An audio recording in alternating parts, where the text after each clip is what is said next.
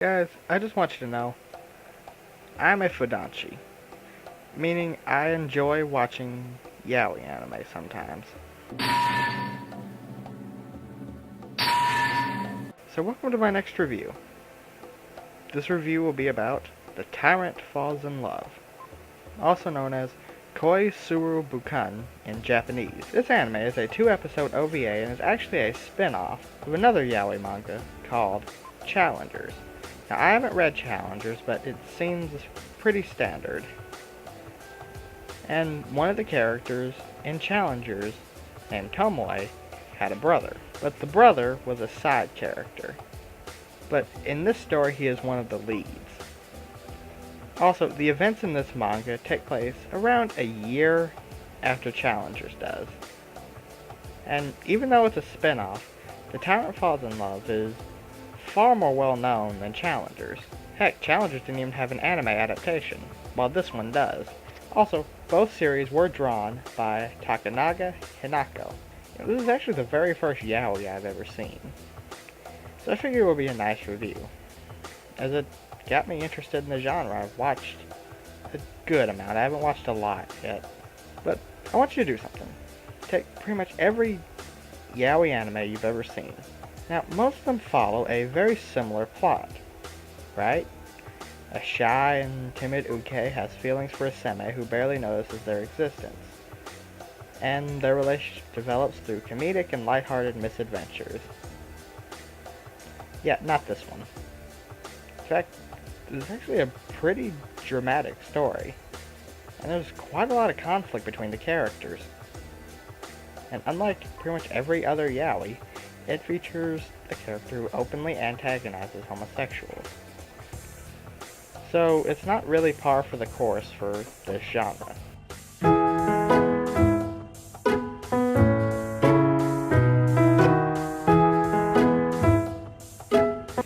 Typical for a 2010s anime.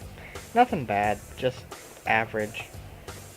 But I mean, it's brightly colored, given how dark the story can be sometimes. Also, the character design is fairly unique. Also, the animation is fluent and can be fairly detailed in certain scenes.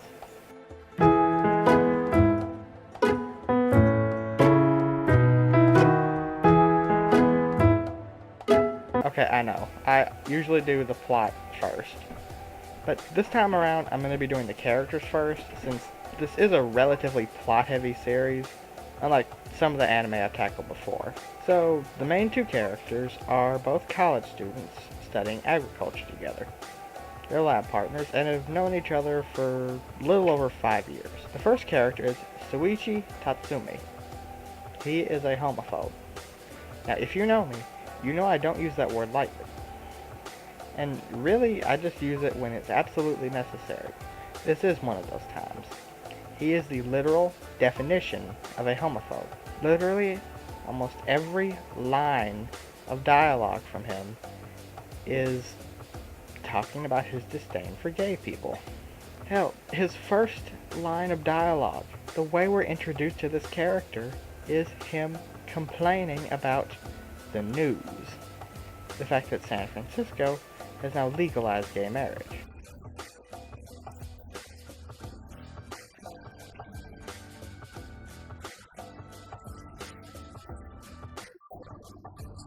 But still, to be fair, he does have some moments that show he's not a terrible person. Then you get the other one, Tetsuhiro Morinaga, Tatsumi's lab partner. And he has had feelings for Tatsumi for over 5 years. Now, he's a fairly nice person, and he's also very patient as well. He even puts up with most of Tatsumi's rants. Although, he has some scenes where he's not the typical nice guy. Because, he does something to Tatsumi that is pretty bad. Honestly, that's really all for the characters. Any other character usually just shows up for one scene, since the focus is really on just the relationship between the two main characters.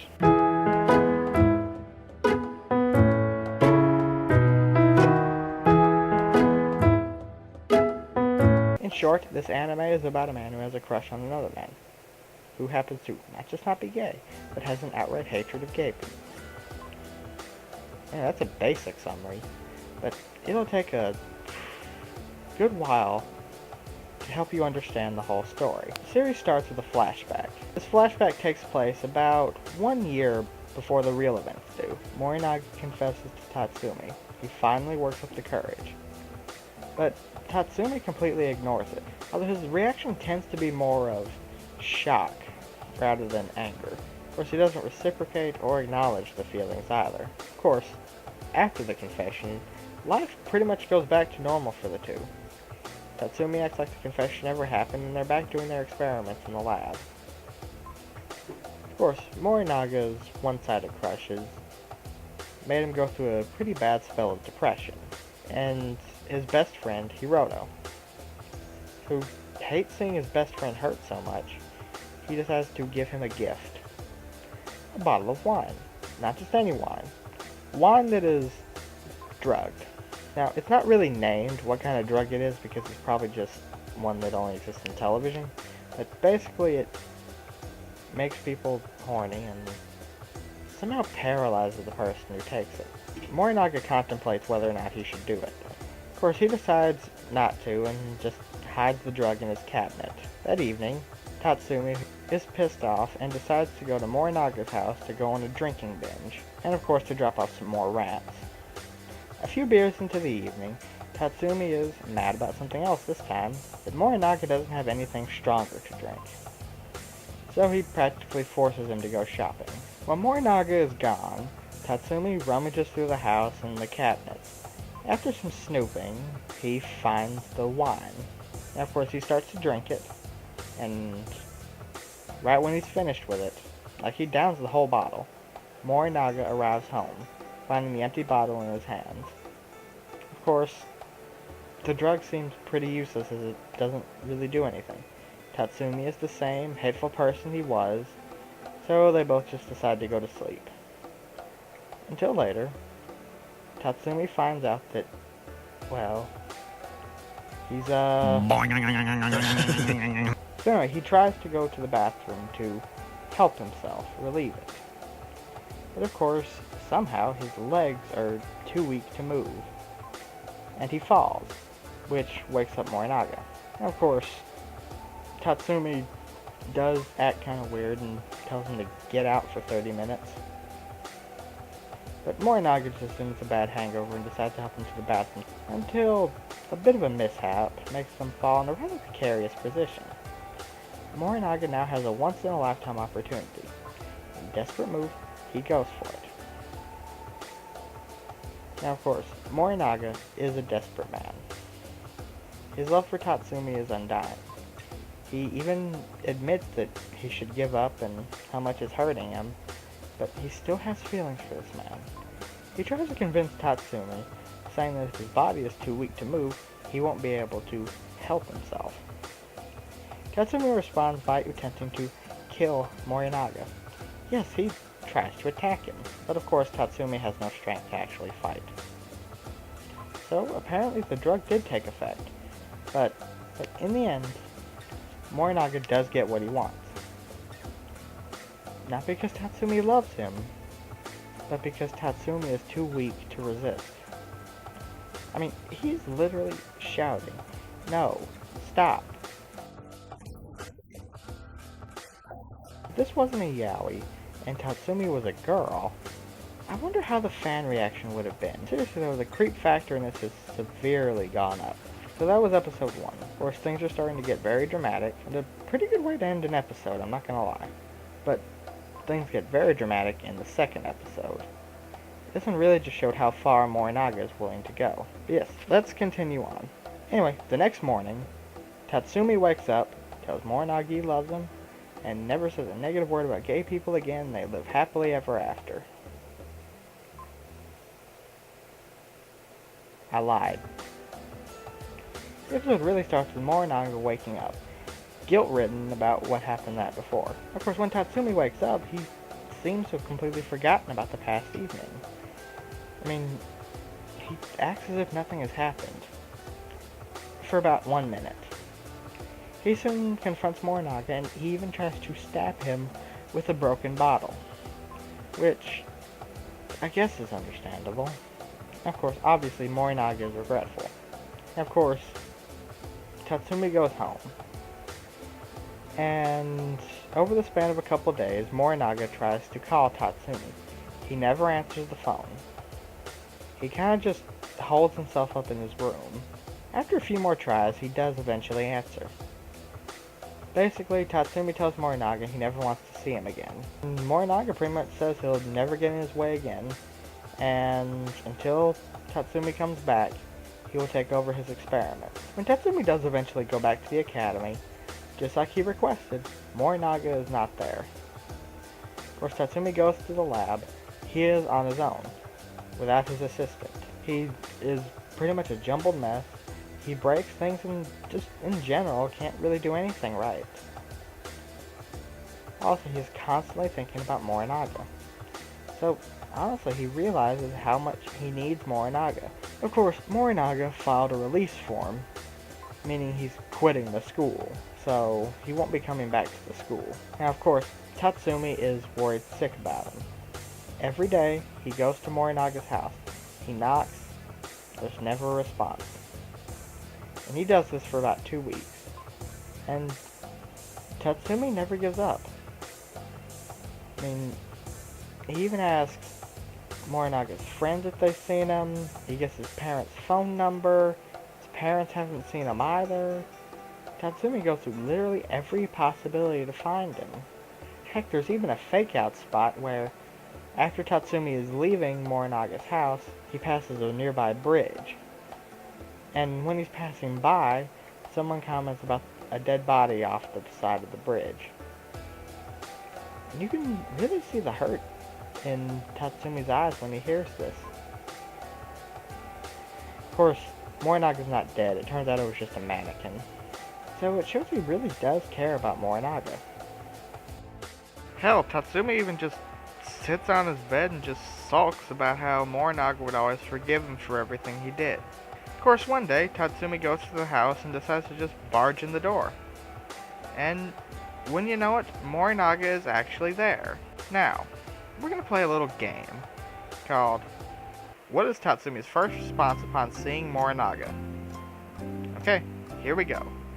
Does he A, hug him, B, punch him in the mouth, C, tell him how much he missed him and confess his love for him, D, say nothing and walk away?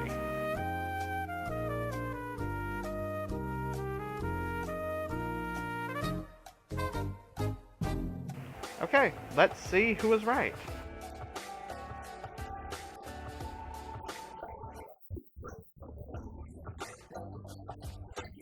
So anyway, Morinaga had been staying with a friend that lived out of town, but he decided not to tell anyone, not even his family. And Tatsumi confronts him on why he's been avoiding him, and Morinaga says he did it to cut ties with Tatsumi, as the wound is still really fresh from what happened between them, and he didn't want Tatsumi to, hate him, because he does think a lot of Tatsumi. So he thought if he left the school, he could pretty much avoid the situation. He also mentions he's going to be moving out of the apartment. And in an act of defiance, Morinaga actually confronts Tatsumi on how much of a bastard he is. Morinaga does have an ulterior motive: blackmail. Tatsumi calls him out on it. According to Tatsumi, Morinaga used the same trick after his confession. But of course, Tatsumi does want Morinaga to stay. Now, it's not made clear, but the way Tatsumi is acting, and he'd obviously never admit it, he might actually be in love with Morinaga. Of course, Morinaga does take advantage of the situation, and forces himself onto Tatsumi yet again. Tatsumi, of course, resists, but Morinaga tells him that if he wants him to stay, it should be okay for him to do this to Tatsumi, and that if he doesn't, he could just disappear again. Yes, he literally blackmails Tatsumi. I just wonder, who are we supposed to root for? The homophobe or the rapist? Seriously, what is the message it's trying to pull here? That it's okay to rape homophobes?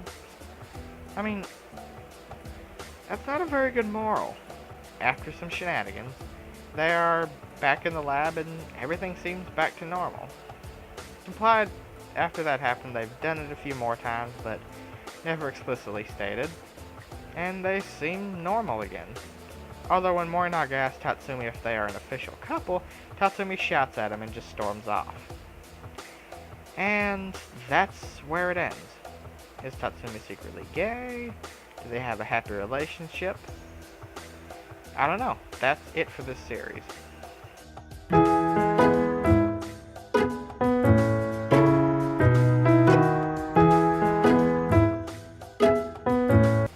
The Tyrant Falls in Love only has 2 OVA episodes, and it feels more like an advertisement for the manga. And, well, that's how most anime are. They have an ending that are pretty much an advertisement for the original source. However, if you're watching an anime, even something as short as an OVA like this, I expect a decent ending, which unfortunately this series fails to do. Of course, to be 100% honest, I did enjoy a lot of things in this series.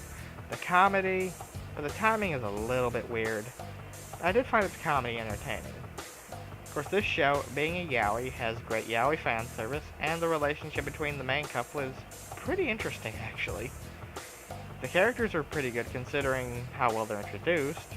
One problem I had was the characters still don't feel completely fleshed out. And I understand this is an OVA series adapted from a manga, but it kind of just leaves you wanting more. Anyway, it's a very dramatic anime, but the ending is a bit disappointing as there isn't really a conclusion.